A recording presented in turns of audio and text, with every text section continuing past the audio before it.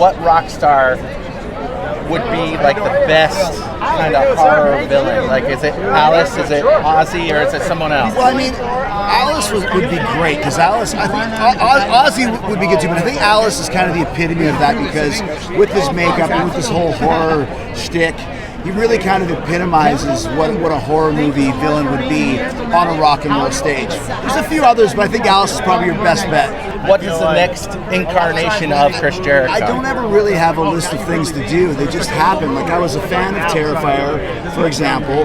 Had Damien on my podcast. He goes, "You got to be in the next movie," which of course they always say, "We should tour together." Right. And then I was, and then the third one to get a kill on screen, the number one movie in America.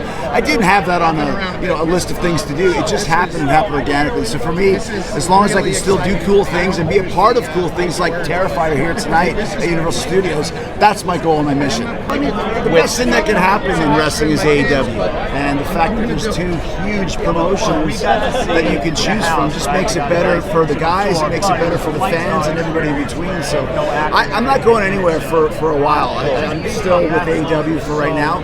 Would I go back to WWE? I wouldn't be opposed to it.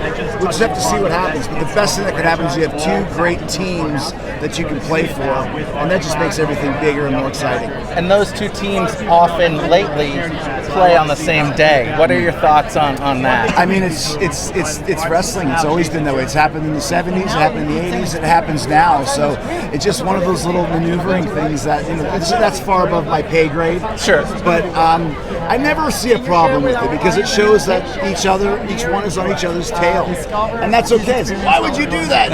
It's because that's the way it's always been done. That's what wrestling is. So it's kind of fun to see the different chess maneuverings of both sides and see kind of which one works and which one doesn't, and which one needs to regroup. And once again, that's always been part of the business. The thing that surprises me the most about show business is how it's constantly evolving and changing, and you have to stay ahead of the curve. You mentioned all the things that I do. That's because I'm not afraid to try anything, because when I was a kid, I wanted to be a wrestler and I wanted to be in a rock and roll band. I made them both happen. So now it's just a matter of, if there's something that I want to do, just go do it. Just go make it happen.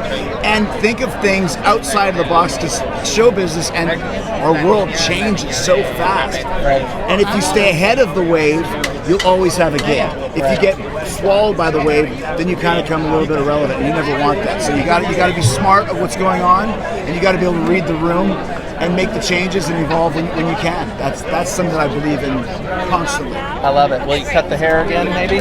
Maybe. Okay. Yeah, you never know. I didn't like it when it was short after a while, so I grew it out. We'll see what happens. All right. We'll see. You're living your David Lee Roth life, so I mean, come on, do it. Better, way better. Anybody wants to live David Lee Roth.